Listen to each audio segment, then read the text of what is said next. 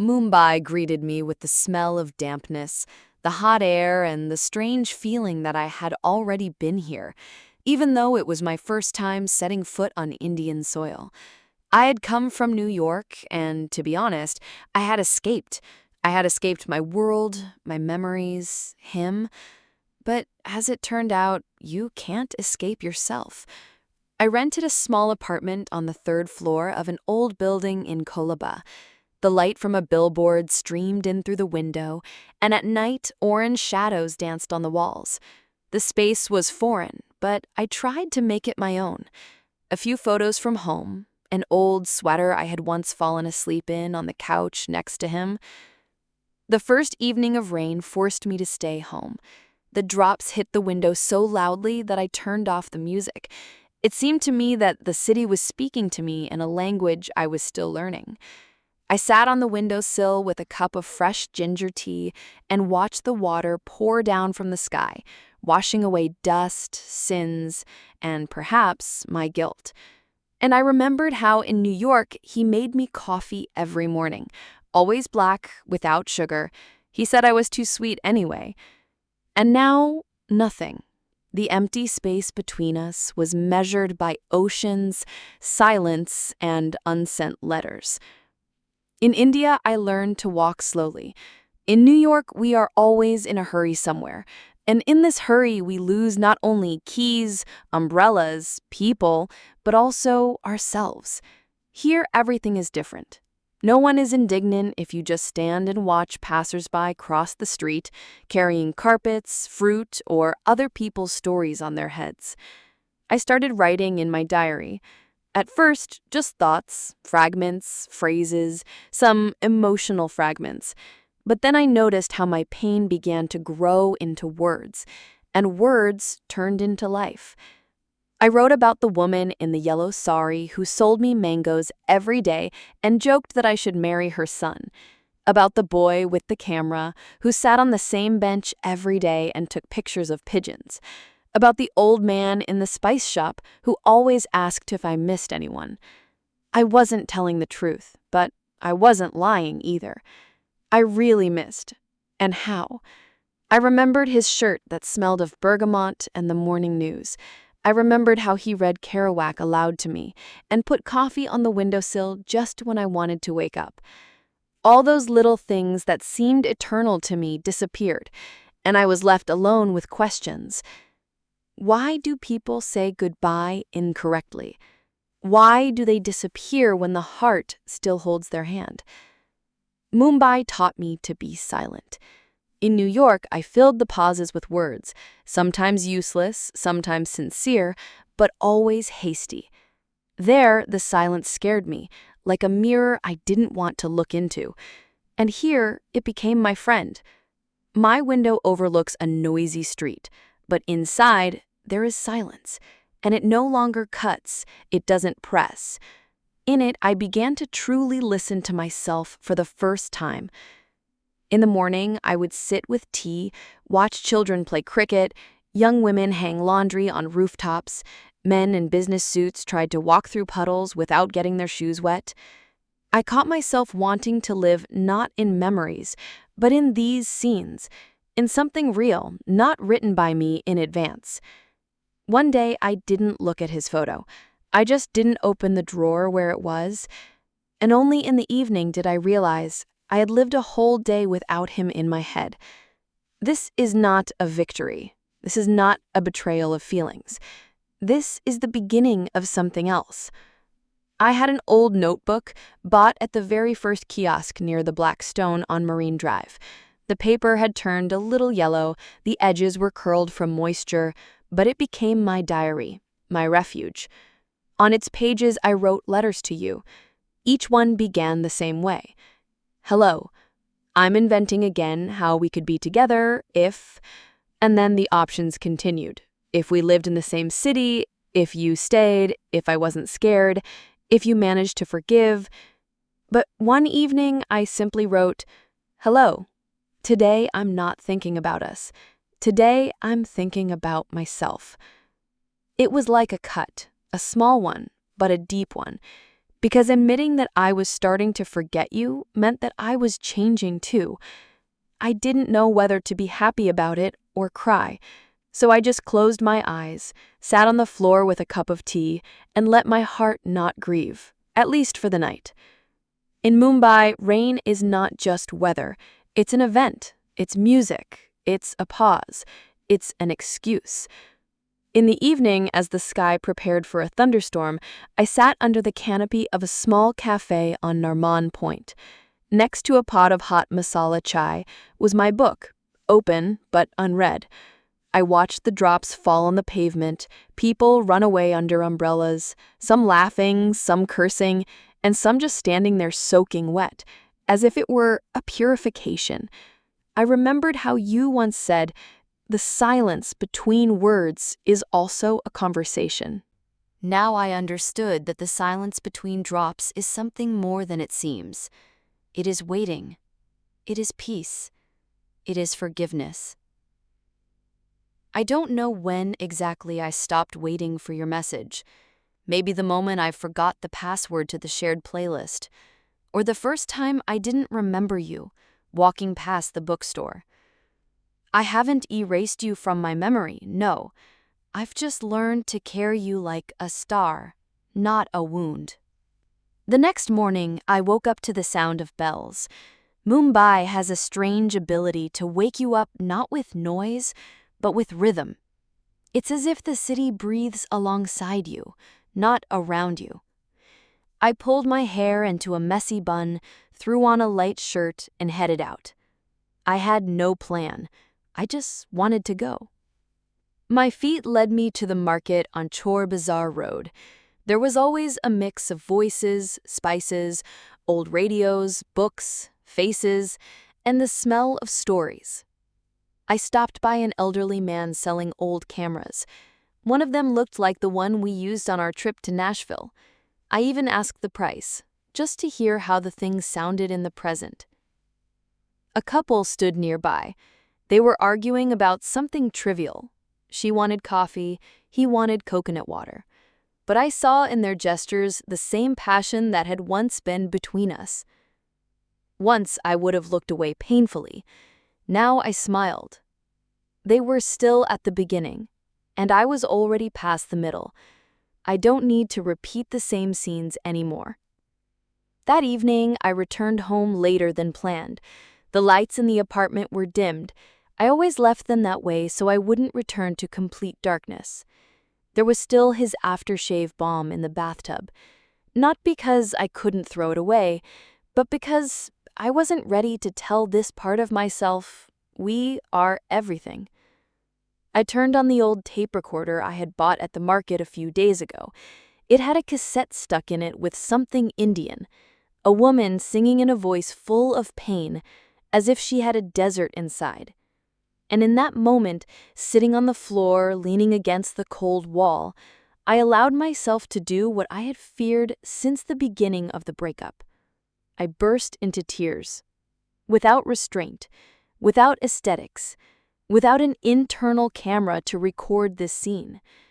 It wasn't a defeat. It was a farewell. The next morning, I woke up earlier than usual. The room smelled of sawdust and sandalwood, the smell of Mumbai that I had begun to perceive not just as a backdrop, but as a living part of my new life. I made tea, ginger extra strong, just like the one he had once brewed for me.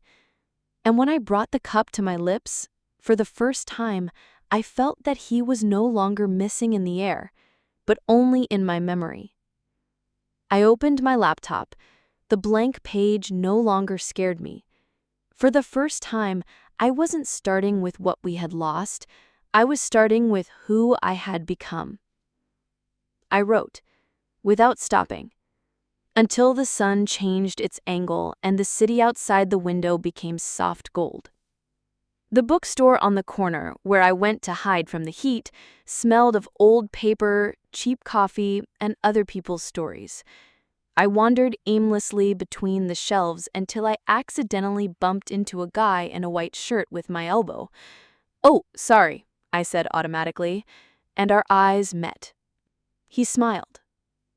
Not like a man who was flirting, but like a man who recognized something familiar in you. "You chose a very good book," he said, nodding at still water in my hand. "It's for a friend," I lied.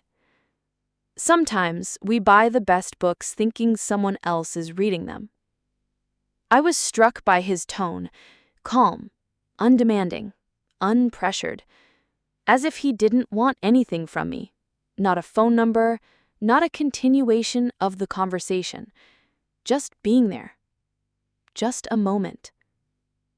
We parted at the checkout, as if this conversation was just a touch of something that could have been, but didn't have to become a reality. But then, when I was already holding the bag with the book, he looked back and said, "If you ever want to talk about books, I work in the coffee shop across the street, every night after 6. And that was it. No pressure. No, "Can I have your number?" It was the first time someone hadn't tried to fill the void inside me, but had simply accepted it as part of my space. I didn't go to that coffee shop the next day, and not the day after. I watched it from afar, like a teenager afraid of being caught dreaming. Sometimes I would see him through the window, washing cups, talking to customers, writing something in a notebook. The question tormented me. What if I go in? And even more, what if I don't? I was still haunted by dreams about Liam. In my dreams, we went back to that moment on the rooftop in Brooklyn when he said, "If you ever wake up and realize you don't know who you are, just look around. I'll be there." But in reality, he wasn't there. Not in New York, not in my head. All that was left was the memory of who we were. I was afraid that a new conversation, even a simple one about books, would erase some of that pain, and I wasn't ready to say goodbye to him yet. Can I start over without finishing the last one? I asked myself. Finding no answer, I opened my journal and wrote. People often aren't afraid of love. They're afraid that love will end and they'll have to live on, not knowing what to do with it. I turned the page. I went to the mirror. I stared at myself for so long as if trying to see who lived there now. I hadn't had coffee at home this morning. I hadn't written in my diary. I hadn't listened to music. I just got dressed. A white shirt, plain jeans, minimal makeup. My hair in a ponytail, my heart in a fist. I walked as if I knew where I was going, but every step sounded louder than the honking of cars on Calava Causeway. I stopped at the same coffee shop. The door was half open, and the brass handle was as warm as my decision. I took it, carefully, like taking someone else's hand, not yet knowing if it would respond with a squeeze.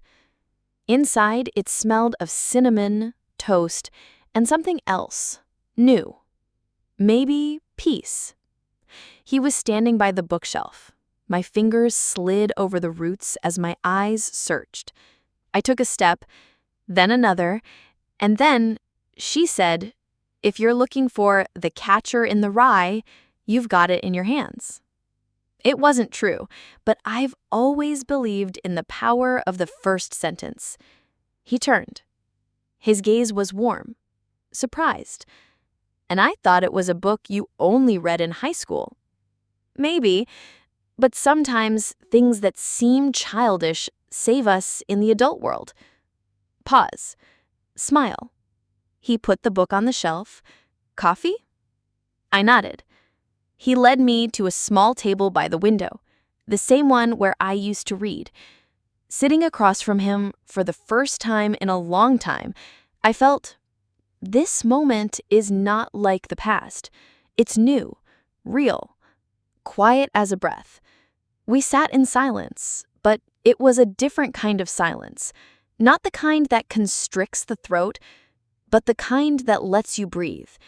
He looked at me as if he knew I was about to break or soar, and he gave me time to choose which.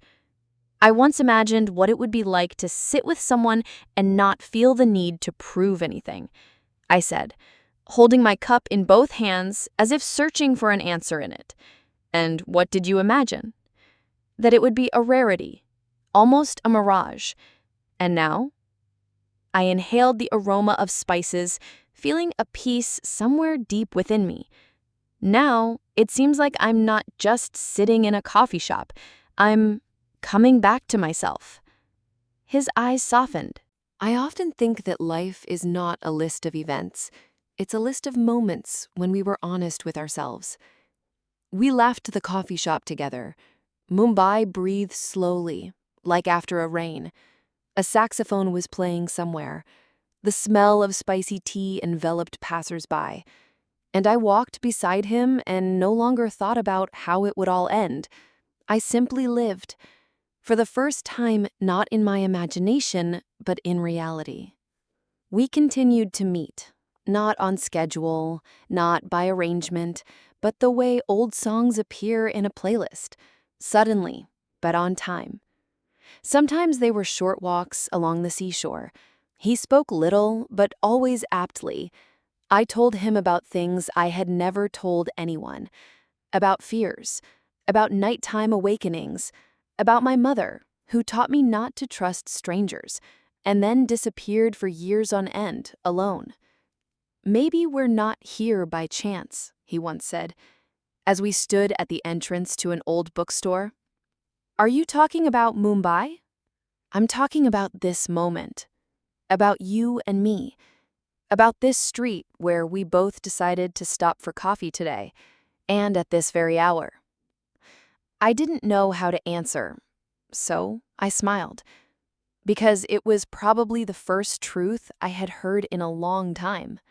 In a city where everything was always moving, even when time seemed to stand still, my feelings began to take shape.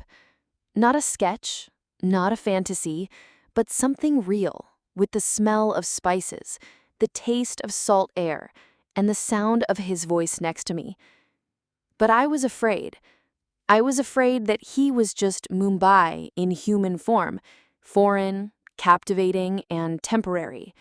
That once I confessed my attachment, everything would disappear, like those waves that touch the shore and retreat.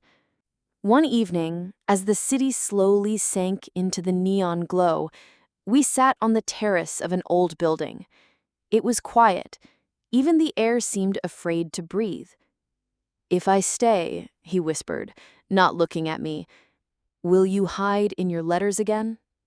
I wanted to say, "No, this time I'll leave the door open." But instead, I kept quiet. Because sometimes, silence is how we hold on to someone we're afraid to lose. I didn't answer him then on the terrace. My lips remained silent, but inside me, everything was screaming.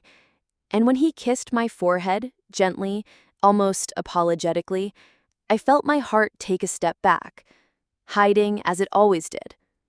I didn't sleep that night. I sat at a table in a room lit only by the streetlight, shining through the blinds. In front of me was a blank sheet of paper. And I wrote again. Not because I couldn't speak, because writing was the only form of truth I could endure. When I met you, I thought it was just an episode, an adventure. Something that happens in another life. But you didn't disappear. You were here, day after day. And I began to fear not losing you, but feeling happy. Because happiness is a promise that the world rarely keeps. I didn't sign the letter. I simply left it on his desk. And I went out into the night, where the city seemed empty, but lived with every step I took. In the morning, I returned home. The hallway was quiet, and his room was empty. The letter was gone. I went into the kitchen. There was a cup of cold coffee on the table. Under it, another sheet of paper. His handwriting.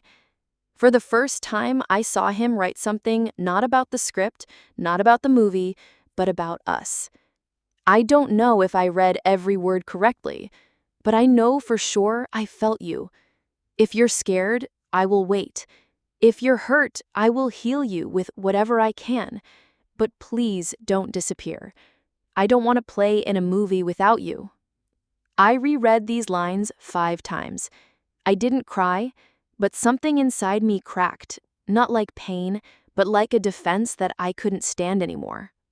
He went into the kitchen silently, in a shirt with a slightly crumpled pocket where perhaps my letter had been until now. "Shall we have breakfast?" he asked, as if everything was as usual. "Yes," I answered, but without the movie. He didn't understand right away, and then I took his hand and put it on my heart. "This is real cinema. If you want, stay and film." That evening, we didn't talk about love. We just sat next to each other. I cooked dinner for the first time since the day I arrived. He cut vegetables in silence, glancing at me from time to time, and I didn't look away. He no longer asked how I was doing in Mumbai. He didn't offer to write a script together. He was just there, nearby. And that was enough for me. Life didn't get any easier. The streets remained noisy, the rains were sticky, the people were strangers. But there was someone nearby who understood my silences and my words, even the ones I was afraid to say. I started writing again, but not about the past.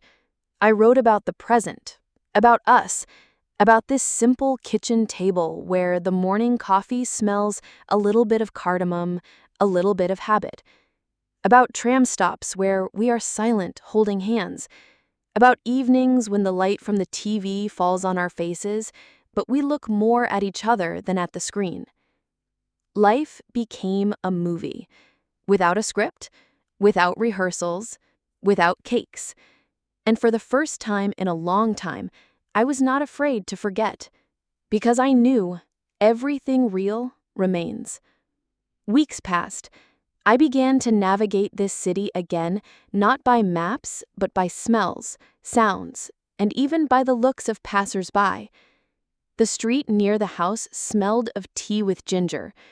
In the park, we sat on the same bench, and I no longer had to think about what to say. The silence between us became cozy. I no longer checked old letters. They became just an archive. My past remained a part of me, but it was no longer everything. One evening, when the sky over Mumbai turned powder and garnet, I realized I am no longer waiting. I am not waiting for a call, an answer, a sign. I am alive. I am simply living.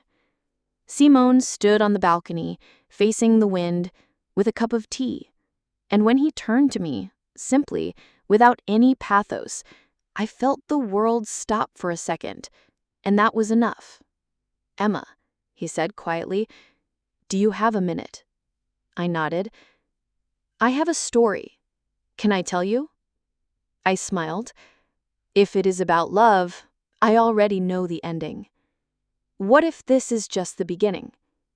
We silenced, and Mumbai around us breathed, hummed, lived, and I, finally, with him.